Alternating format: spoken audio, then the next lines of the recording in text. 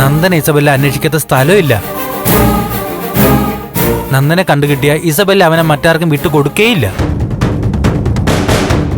അവളിപ്പോ ആകെ ഭ്രാന്ത് പിടിച്ച അവസ്ഥയില്ല.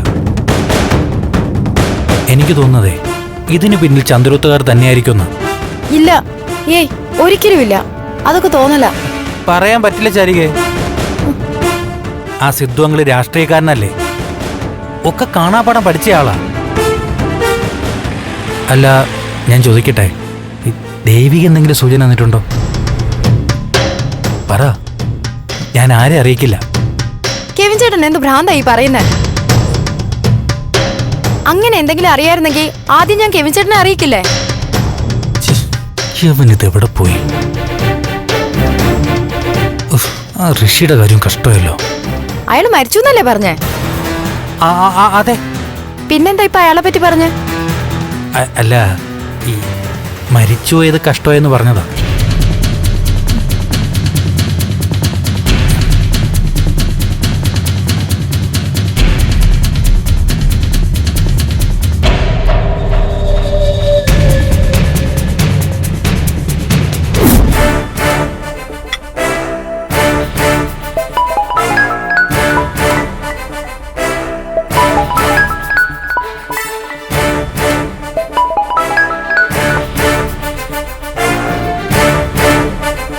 ഹലോ, ഒരു കാര്യം ഞാൻ പറയാം.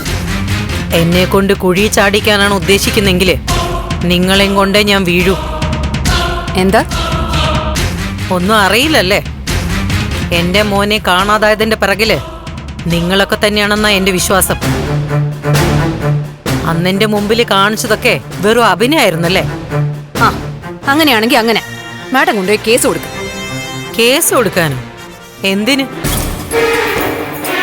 കേസ് എനിക്ക് സ്വന്തമായിട്ട് നടത്താൻ അറിയാം. പോലീസും കോടതിയൊക്കെ ഞാനാ. നീ സംസാരിക്കുന്ന അരുന്ധതിയല്ല യഥാർത്ഥ അരുന്ധതി. പരിചയക്കാരോടൊന്ന് ചോദിച്ചു നോക്ക്. ഞാൻ ആരായിരുന്നെന്നും എന്റെ പവർ എന്തായിരുന്നെന്നും ഞാൻ എന്തൊക്കെ ചെയ്തിരുന്നു എന്നൊക്കെ നിനക്കറിയാൻ പറ്റും. പണ്ടത്തെ പ്രതാപമൊന്നും ഇപ്പൊ പറഞ്ഞിട്ട് ഒരു കാര്യമില്ല മാഡം. പിന്നെ മാഡം, ഇസബെല്ലയെ കുറിച്ചും ഒന്ന് അന്വേഷിച്ച് നോക്ക്. അറിയാവുന്നവർ പറഞ്ഞു തരും. അല്ല, വേണ്ട, മറ്റാരോടും ചോദിക്കണ്ട. എവിടെയോ കൊണ്ട് ഒളിപ്പിച്ചു വെച്ചിട്ടല്ലേ സ്വന്തം മോനെ. അവനോട് ചോദിച്ചാലും മതി. അവനെ നീയല്ലടി മാറ്റി നിർത്തിയേക്കുന്നേ. എന്നിട്ട് ഒഴിഞ്ഞു മാറാനും സംശയിക്കാതിരിക്കാനും വേണ്ടി ഞാൻ ഒളിപ്പിച്ചു. മാഡം ഇങ്ങനെ വളവളാന്ന് സംസാരിക്കുന്നത് കേട്ടോണ്ട് നിൽക്കാനേ എനിക്ക് സമയമില്ല. ഇപ്പൊ വിളിച്ചെന്തിനാ അത് പറ. എന്നെ SP ഓഫീസിൽ നിന്ന് വിളിച്ചിരുന്നു. നന്ദന്റെ മിസ്സിംഗ് കേസില് എന്നെ ചോദ്യം ചെയ്യണമെന്ന്. SP ഓഫീസിലേക്ക് ഉടനെ ചെല്ലണമെന്ന്. എന്താ നീയൊന്നും പറയാതിരിക്കുന്നേ? ചോദ്യം ചെയ്യാൻ വിളിച്ചെങ്കിൽ പോണം. അതിനിപ്പോ എന്നെ വിളിച്ചു പറയുന്ന എന്തിനാ? നീ അങ്ങനെ ഓവർ സ്മാർട്ടാവാതെ. നിനക്കറിയാം നന്ദൻ എവിടെയുണ്ടെന്ന്. അത് നീ പറയണം. ഓഹോ, ഇപ്പൊ വാദി പ്രതിയായ ചന്ദ്രോത്ത് വീടിന്റെ ശത്രുക്കളും നിങ്ങളും മോനുമാണ്. പ്രഭാവതിയും നന്ദനെയും കൊല്ലുവെന്ന് ശപഥം ചെയ്ത് നടന്നത് നിങ്ങളല്ലേ? ഞാൻ നന്ദന്റെ ഏറ്റവും അടുത്ത ഫ്രണ്ടാ. അതുകൊണ്ട് പോലീസ് ചോദ്യം ചോദിക്കുന്നതിന് സമാധാനം നിങ്ങൾ തന്നെ പറഞ്ഞാൽ മതി. അല്ല, നിങ്ങൾക്കൊരു രക്ഷയ്ക്ക് വേണ്ടി എന്നെയും കൂടി ഇതിൽ വലിച്ചിടാനാണ് ഉദ്ദേശമെങ്കിൽ ആയിക്കോ. എന്ത് ചെയ്യണോന്ന് എനിക്കറിയാം. അതാണോ നിന്റെ തീരുമാനം? പിന്നല്ലാതെ. എന്റെ പൊന്നു മാഡം, ഞാൻ മലയാളത്തിൽ പറഞ്ഞു. നന്ദനെയും ഋഷിയെയും കുറിച്ച് എനിക്ക് ഒന്നും അറിഞ്ഞൂടാ. ഇക്കാര്യത്തിൽ എനിക്ക് നിങ്ങളെ സഹായിക്കാനും കഴിയില്ല. ശരി, എങ്കിൽ എന്റെ തീരുമാനം അനുസരിച്ച് കാര്യങ്ങൾ ഞാനും ചെയ്തോളാം.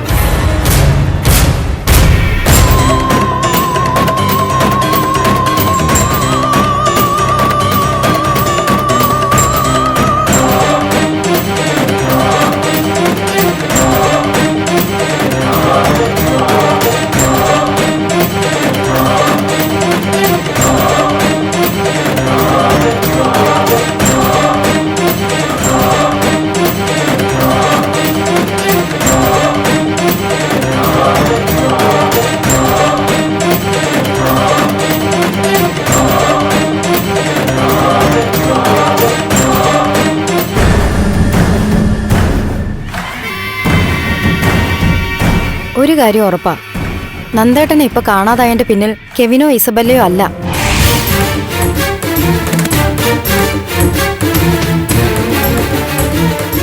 ചേച്ചി, അവർക്കിതിൽ യാതൊരു ബന്ധവുമില്ല. അങ്ങനെ സംശയിക്കണ്ട. ഇല്ല ശരി, എന്റെ ഉറച്ച വിശ്വാസം ഇസബെല്ലയ്ക്ക് ഇതിലൊരു റോൾ ഉണ്ടെന്ന് തന്നെയാ. കഴിഞ്ഞതൊക്കെ കൂടി കൂട്ടി വായിക്കുമ്പോ സംഭവിച്ചതൊക്കെ അവള് ബുദ്ധിപൂർവ്വം നടത്തിയ നീക്കങ്ങളായിട്ടാ എനിക്ക് തോന്നുന്നേ. ചേച്ചി പറഞ്ഞതുപോലെ അവൾക്ക് നന്ദേട്ടന്റെ മേലൊരു കണ്ണുണ്ടായിരിക്കാം. ഉണ്ടായിരിക്കാന്നല്ല, കണ്ണുണ്ട്. നന്ദേട്ടനെ സ്വന്തമാക്കാനും ആഗ്രഹിക്കുന്നു. എല്ലാത്തിനും കെവിന്റെ സഹായവും അവൾക്ക് കിട്ടി. നന്ദേട്ടനെ ചേച്ചിയിൽ നിന്ന് അകറ്റാനും തട്ടിക്കൊണ്ടു പോകാനും വരെ അവർ നീക്കങ്ങൾ നടത്തിയിട്ടുണ്ടാവും. പക്ഷെ ഞാൻ ഉറപ്പിച്ചു പറയാം, ഇപ്പൊ നന്ദേട്ടനെ ഈ കാണാതായിരിക്കുന്നതിന്റെ പിറകിൽ ഇസബെല്ലയോ കെവിനോ അല്ല. എന്തുകൊണ്ടാ നിനക്ക് ഇത്ര ഉറപ്പ്? എവിടുന്നാ നിനക്ക് ഈ വിവരമൊക്കെ കിട്ടിയത്? വിവരം കിട്ടിയത് എവിടുന്നായാലും എന്റെ ഉറപ്പ് തന്നെയാ. ചേച്ചി സംശയിക്കേ വേണ്ട. ഇസബെല്ലയ്ക്കും കെവിനും ഇപ്പോഴത്തെ സംഭവങ്ങളിൽ ഒരു റോളും ഇല്ല. കൃത്യമായ തെളിവുകൾ വെച്ചിട്ട് സംസാരിക്കും പോലെയാണല്ലോ നീ പറയുന്നത്. അതെ, അങ്ങനെ തന്നെ വിചാരിച്ചോ? അതാ ചോദിക്കുന്നേ, എന്ത് അടിസ്ഥാനത്തിലാ നീ പറയുന്നതെന്ന്.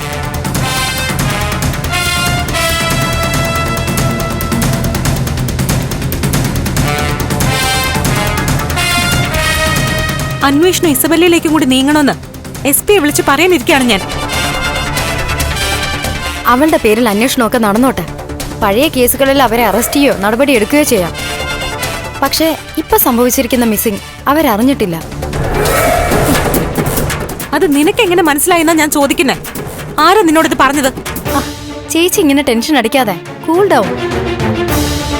മുമ്പ് ഞാൻ ചേച്ചിയോട് പറഞ്ഞ പല കാര്യങ്ങളും 100% സത്യമായിരുന്നു അല്ലേ? അതൊക്കെ എനിക്ക് കൃത്യമായൊരു സോഴ്സിൽ നിന്ന് കിട്ടിയ വിവരങ്ങളായിരുന്നു. ആ വിശ്വാസമുള്ള ആള് തന്നെയാ ഇതും പറഞ്ഞത്. ആരാ ആള്? അത് കൃത്യസമയമാകുമ്പോ അറിയിക്കാം. നമ്മൾ സോഴ്സിനെ കുറിച്ച് തർക്കിച്ച് വിഷയത്തിൽ നിന്ന് മാറിപ്പോവാ. ചേച്ചി, വളരെ കുഴപ്പം പിടിച്ചൊരവസ്ഥയല്ല നന്ദേട്ടൻ ഇപ്പോ.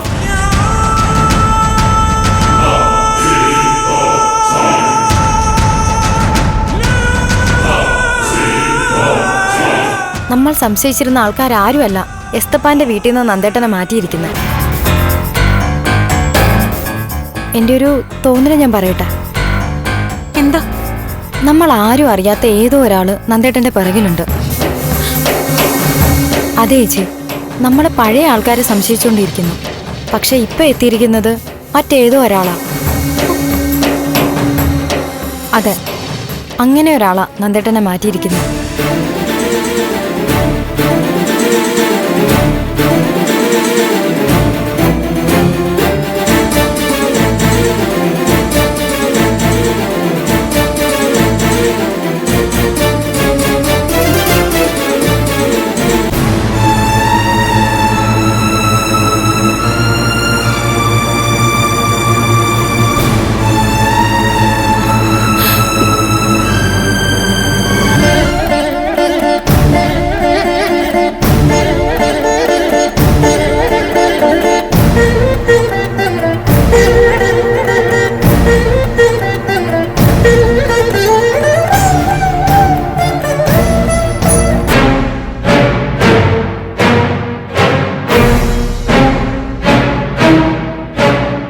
എന്തായാലും ഒരു കാര്യം ഉറപ്പിക്കാം, ഇപ്പൊ സംഭവിക്കുന്നതിന്റെയൊക്കെ പിന്നിൽ നമ്മൾ സംശയിക്കും പോലെ ചന്ദ്രോത്ത് കുടുംബക്കാരോ ദേവികയോ ഒന്നും അല്ല. അത് നിനക്ക് എങ്ങനെ അത്രയ്ക്ക് ഉറപ്പിച്ചു പറയാൻ പറ്റും? അല്ല, അത് നീ ചന്ദ്രോത്ത് നിന്ന് അന്വേഷിച്ചോ? അതോ ആ വീട്ടിൽ ആരെങ്കിലും നിന്നെ വിളിച്ചു പറഞ്ഞോ? ഏയ്, അവിടുന്ന് ആരെന്നെ വിളിച്ചു പറയാൻ? ഞാൻ ഊഹിച്ചതാ. അല്ലല്ല, എന്തോ ഒരു പാരലൽ ട്രാക്ക് ഇതിനോടൊപ്പം വർക്ക് ചെയ്തിട്ടുണ്ട്. നീ അവിടുത്തെ കാര്യങ്ങൾ പലപ്പോഴും ഊഹിച്ചതാണെന്നും പറഞ്ഞ് എന്നെ അറിയിച്ചിട്ടുണ്ട്. പക്ഷെ ഒക്കെ കൃത്യമായിരുന്നു. എവിടുന്നാ നിനക്ക് കാര്യങ്ങൾ ചോർത്തി കിട്ടുന്നേ? പറ. എന്റെ പൊന്നുബെല്ല, എനിക്കാരും ചോർത്തി തരുന്നൊന്നുമല്ല. കാര്യങ്ങളെല്ലാം വെച്ച് നോക്കുമ്പോ നമുക്ക് ചിലത് മനസ്സിലാവുമല്ലോ. പലപ്പോഴും എന്റെ ഊഹങ്ങൾ ശരിയാവാറുണ്ട്. ഇനി എന്തായാലും ഊഹാപോഹങ്ങളുടെ പുറകെ പോയി സമയം കളയാനില്ല. കണ്ടെത്തണം. അതിനുള്ള വഴികൾ ആലോചിക്കണം. മാറിയതായാലും മാറ്റിയതായാലും നമ്മൾ കളത്തിന് പുറത്താവാൻ പാടില്ല. എന്റെ കയ്യെത്തും ദൂരത്തവൻ വേണം.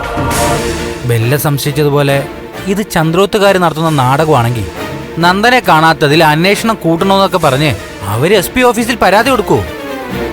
അത് അവർക്ക് തന്നെ കുഴപ്പമാവില്ലേ? അല്ല, അത് അവരുടെ അതിബുദ്ധിയാണെങ്കിലോ? നമ്മുടെ മനസ്സിലുണ്ടാവുന്ന സംശയങ്ങളെല്ലാം മാറ്റാൻ വേണ്ടിയിട്ടുള്ള ഒരു നമ്പർ, അവരെ ഒരിക്കലും സംശയിക്കാതിരിക്കാനുള്ള ഒരു അടവ്.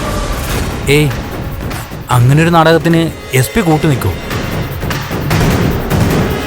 അതുകൊണ്ട് ആ സംശയം വേണ്ട.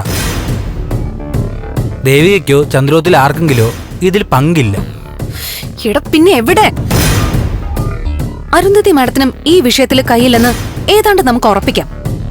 അതെ, അത് വ്യക്തമാ. അവര് കാര്യങ്ങളൊന്നും അറിഞ്ഞിട്ടില്ല. നന്ദന്റെ കാര്യത്തിലും ഋഷിയുടെ കേസിലും അവര് നിരപരാധി തന്നെയാ. പിന്നെ നന്ദൻ എവിടെ? നന്ദനെ കാണാതെ എന്റെ പുറകില് പിന്നെ ആരുടെ കൈയാണെന്നാ നീ പറയുന്നേ? എന്റെ ഒരു തോന്നൽ പറയട്ടെ. എന്താടാ? ഒരു നാലാമൻ വന്നിട്ടുണ്ടെങ്കിൽ? എന്താ? നന്ദന്റെ കാര്യത്തിൽ നമ്മളോ ചന്ദ്രോത്തോ അരുന്ധതിയോ അല്ലാതെ ഒരു നാലാമൻ അവതരിച്ചിരിക്കുന്നു.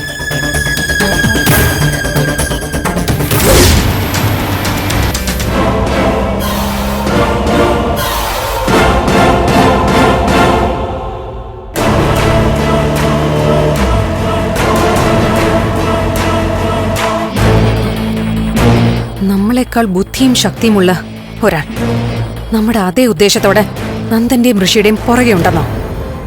അങ്ങനെയോ ആവാം. കൃത്യമായ ഒരു അവസരം കാത്തിരിക്കുന്ന ഏതോ ഒരു ശത്രു നന്ദനെ പൂട്ടിയിട്ടുണ്ടാവും വല്ല.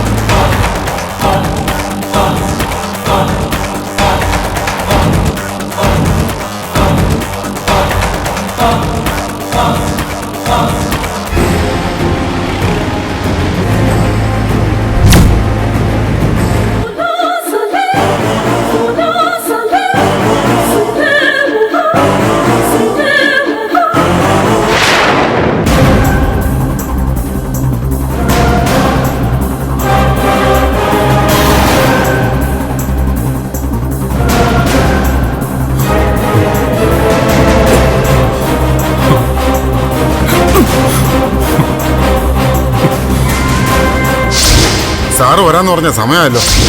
സാറിപ്പോ വരൂടാ.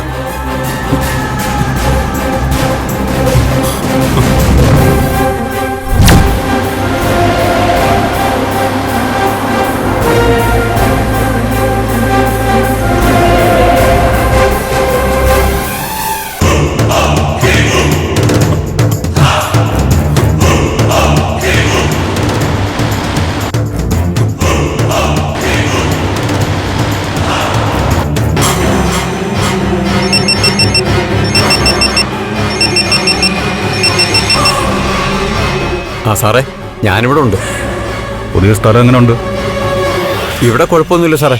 2 ഏക്കർ ഭൂമിയിൽ ഒറ്റപ്പെട്ട് കിടക്കുന്ന ഒരു പഴയ കൊട്ടാരത്തിൻ്റെ കെട്ടിടമല്ലേ. സേഫാണ് സാർ. ഞാൻ വന്നുകൊണ്ടിരിക്കാം. അവൻ ആ നന്ദൻ ശാന്തനാണല്ലോ അല്ലേ? അതെ സാറേ, നല്ല ക്ഷീണമുണ്ട്. പിന്നെ ഈ കാട്ടിക്കിടന്ന് അലറിയാലും ഒരു പട്ടിക്കുഞ്ഞു പോലും തിരിഞ്ഞു നോക്കില്ല.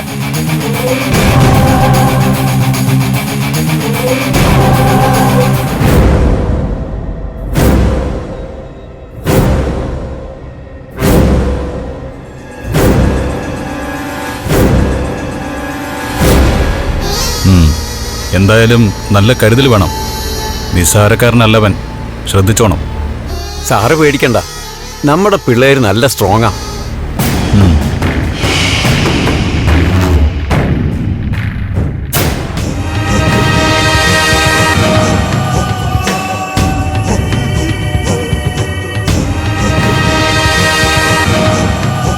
സാർ ഇങ്ങോട്ട് വാ. വന്ന് കണ്ട് ഇവിടെ എന്തെങ്കിലും മാറ്റങ്ങൾ വേണമെന്ന് സാറ് നോക്ക്. ശരി, ഞാൻ ഉടനെ തന്നെ എത്താം. ആ ശരി സാറേ.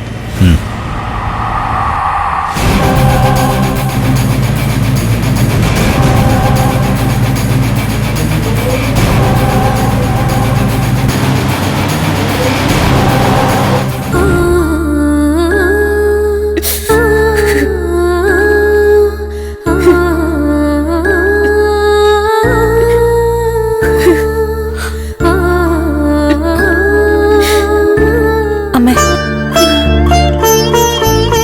അമ്മ എന്താ ഇവിടെ വന്നിരിക്കുന്നേ? ഇതെന്റെ മോന്റെ മുറിയ. അവസാനമായി ഞാൻ അവനെ കണ്ടത് ഇവിടെ വെച്ച. നിങ്ങളെല്ലാരും കൂടി എന്റെ മോനെ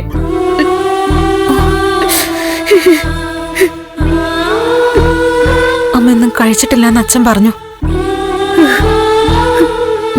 ഞാൻ എന്തെങ്കിലും എടുക്കട്ടെ? നീ എന്റെ അമ്മ തീറ്റിക്കാൻ വന്നാണോ? എന്തു കൊടുക്കാനാ? വിഷം കൊടുത്ത് കൊല്ലാനാ? ചേച്ചി അനാവശ്യം പറഞ്ഞാലുണ്ടല്ലോ. എന്താടി നീ MLA ആണെന്ന ധൈര്യമാണെങ്കിലേ അതങ്ങ് കയ്യിൽ വെച്ചിരുന്നാ മതി. എന്റെ അനിയൻ എവിടെയൊന്നും പറയാതെ നീ ഈ വീട്ടിൽ നിന്ന് പുറത്തു പോകുന്നു കരുതണ്ട. നീ എന്ത് വിചാരിച്ചു? അച്ഛനാണെങ്കിൽ നിന്റെ വശം, അമ്മയാണെങ്കിൽ പേടിച്ചിരിക്കുന്നു. നീ എന്ത് ചെയ്താലും ചോദിക്കാനും തടയാനും ആരും ഇല്ലാന്നല്ലേ? അങ്ങനെ കരുതണ്ട. ഞാനുണ്ട്, നന്ദന്റെ ഈ ചേച്ചിയുണ്ട്. വാ തുറന്ന് പറയടി നിന്നെ. രജനി വേണ്ട, അമ്മ തടയണ്ട, തല്ലിക്കോട്ടെ. ഞാൻ തിരിച്ച് തല്ലില്ല എന്നുള്ള ധൈര്യം ഉണ്ടല്ലോ. അതിന്റെ ബലത്തിലല്ലേ ചേച്ചി കാണിച്ചു കൂട്ടുന്നതൊക്കെ. ഓ നീ തിരിച്ചതല്ലോ. വേറൊരവസ്ഥയിലായിരുന്നെങ്കിൽ തീർച്ചയായിട്ടും തല്ലുമായിരുന്നു. പക്ഷെ ഇപ്പൊ മനസ്സ് തളർന്നു പോയി.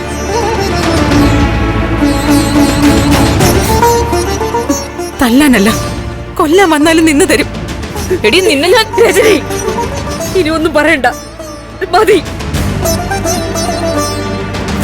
ഇനി വരുന്നതൊക്കെ എല്ലാവർക്കും കൂടി അനുഭവിക്കാം. അങ്ങനെ എല്ലാരും കൂടി അനുഭവിക്കണ്ട. അനുഭവിക്കുകയാണെങ്കിൽ ഇവൾ ഒറ്റയ്ക്ക് അനുഭവിച്ചോളാം. എന്ത് വന്നാലും ഞാൻ അനുഭവിച്ചോളാം.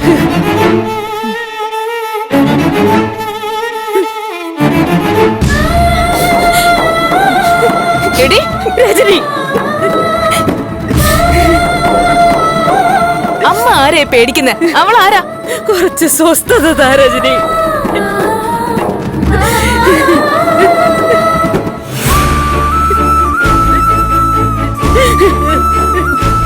അമ്മ കരയല്ലേ?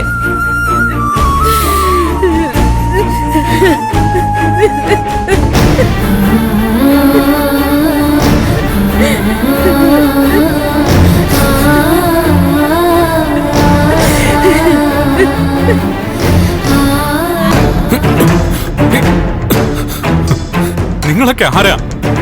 ആർക്ക് വേണ്ടി എന്നെ ഇവിടെ കൊണ്ടുവന്നേ? പറയണോ, എന്നെ എന്തിനാ ഇവിടെ കെട്ടിയിട്ടിരിക്കുന്നേ? കൂടുതൽ ഷോയൊന്നും വേണ്ട, അടങ്ങിയിരുന്നോണം, ഇല്ലെങ്കിൽ പച്ചക്ക് കത്തിച്ച് കളയുന്നില്ലേ.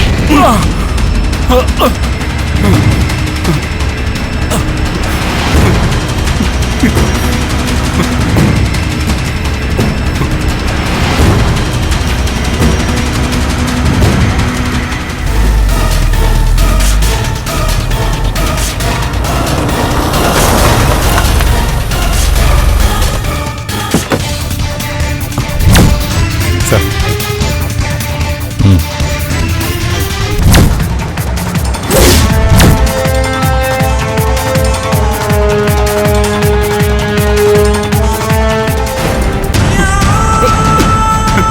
എന്നെ കെട്ടഴിച്ചു വിടോ, വിടാൻ.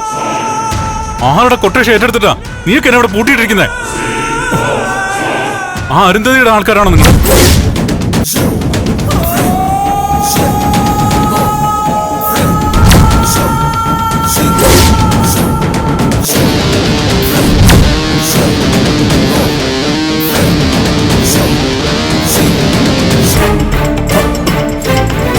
പറടോ, ആര് പറഞ്ഞിട്ട് നീയൊക്കെ എന്നെ ഇങ്ങോട്ട് തട്ടിക്കൊണ്ട് വന്നത്?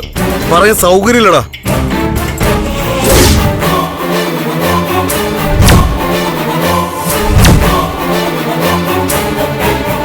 പ്ലീസ് ഒന്ന് പറ, കാശാണോ നിങ്ങക്ക് വേണ്ടത്? പറ, ആരെ നിങ്ങളെ കൊണ്ട് ഇതൊക്കെ ചെയ്യിപ്പിക്കുന്നേ? എന്താ നിങ്ങക്ക് വേണ്ടത്? പറ, ആർക്ക് വേണ്ടിയാടാ? സാറ്